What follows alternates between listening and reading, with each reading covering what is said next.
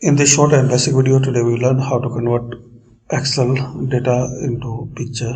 So guys, firstly you have to select your Excel worksheet or your Excel content like this.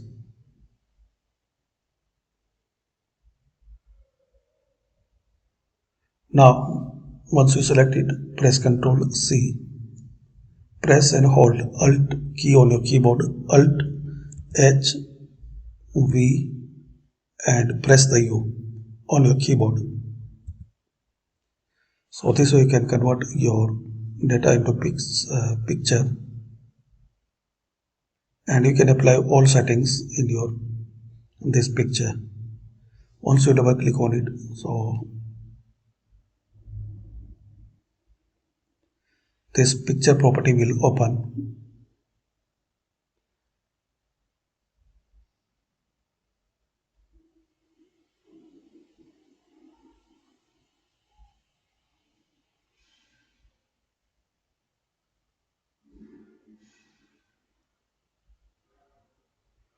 and right click on it and save as picture if you need.